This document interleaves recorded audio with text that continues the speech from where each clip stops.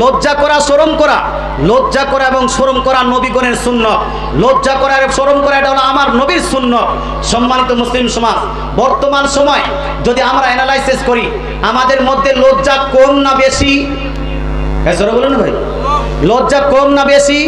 আমাদের মধ্যে দিন দিন লজ্জা কমছে, লজ্জা বাড়ছে না। আমাদের মধ্যে শরমটা কমছে, শরমটা বাড়ছে না। আমাদের মধ্যে কোনো ছেলে যদি বেশি লজ্জা করে, বেশি শরম করে, তাকে আমরা বলি, এই ছেলে এত লজ্জা করো কেন? এত লজ্জা করলে নিজের স্ত্রীকে খাওয়াবে কিভাবে, নিজের সংসার চালাবে কিভাবে, বিয়ের পরে চালাবে কি করে? বলি কি বলি না? তার মানে আমি সেই ছেলেকে লজ্জা করতে নিষেধ করছি, সেই ছেলেকে লজ্জা করতে বারণ করছি। একজন বাপ নিজ সন্তানকে বলে, এ বেটা এত লজ্জা করলে দুনিয়াতে চলতে পারবি না। বলে কি বলে না ভাই? বলে।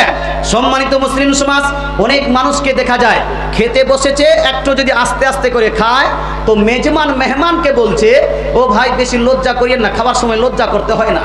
বলে না? তার মানে কি খাবার সময় বেশরম হয়ে যাব? লজ্জাশীল না লজ্জাহীন হয়ে যাব? ওখানে কি বেশরমের মতো খাবার খাবো? সম্মানিত মুসলিম সমাজ, লজ্জাকে কোনোদিনে নিজের কাছ থেকে দূরীভূত করবেন না। আজকে লজ্জা কম বলেই একজন বাপ, একজন মা, একজন বেটি, একজন ছেলে একত্রিত হয়, নিজের টিভি আপনার অন করে সেখানে নাটক দেখে, হাফ প্যান্ট পরা মহিলাদেরকে দেখে সিনেমা দেখছে। কোনো রকম অসুবিধা হয়? হয়? হয় না। চাচা বসে আছে, বাবার বয়সে যারা লোক বসে আছে, দাদু বসে আছে চায়ের দোকানে, ওই চায়ের দোকানে দাদুর সঙ্গে কাকার সঙ্গে বসে আমরা চা খাচ্ছি, আর চায়ের দোকানে টিভি রাখা আছে, সেই টিভিতে সিনেমা দেখছি। এই কাজটাও চলে কি চলে না? এই চলে কি চলে না? এটা চলে। যদি লজ্জা থাকতো এই কাজ করা হতো, এই কাজ করা হতো। মসজিদে আজান হয়, এইদিকে আপনি খেলাধুলাতে মত্ত আছেন, এই কাজটা লজ্জাশীল ব্যক্তি করতে পারতো না। মসজিদে আজান হয়, আপনার টিভি চালু আছে, আপনার রেডিও চালু আছে, আপনার মোবাইল চালু আছে।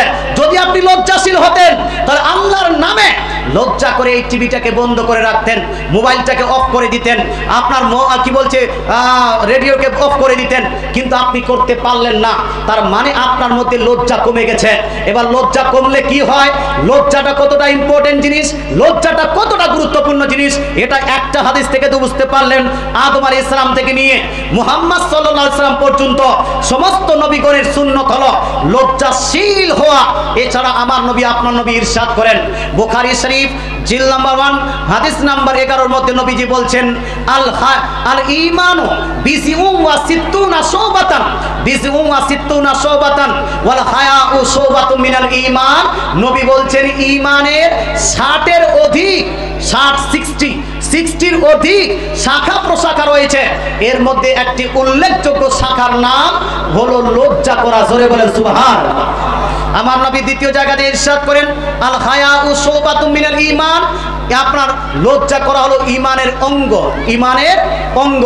যদি আপনার লজ্জা আপনার কাছ থেকে দূর হয়ে যায়, আপনার ঈমানটা কিছুটা হলেও ভঙ্গ হবে কি হবে না? হবে কি হবে না? তাই লজ্জাশীল হন, লজ্জাশীল হতে হবে। ইনশাআল্লাহ আমার অনেকগুলো লেকচার, আজকে অনেকগুলো উদাহরণ পাবেন যেখানে আমরা লজ্জাশীল হতে পারিনি। আমার নবীর আপনার হাদিস বুখারী শরীফের মধ্যে একটি হাদিস আছে, নবীজি সাল্লাল্লাহু আলাইহি সাল্লাম এক রাস্তা দিয়ে যাচ্ছেন, বড় ভাই ছোট ভাইকে বলছে, এ ভাই এত লজ্জা করো না, লজ্জা করলে তুমি দুনিয়াতে চলতে পারবে না। আমার নবী ওই বড় ভাইকে কেন্দ্র করে বলেন, দাহু ফাইন্নাহু শুবাতুম মিনাল ঈমান।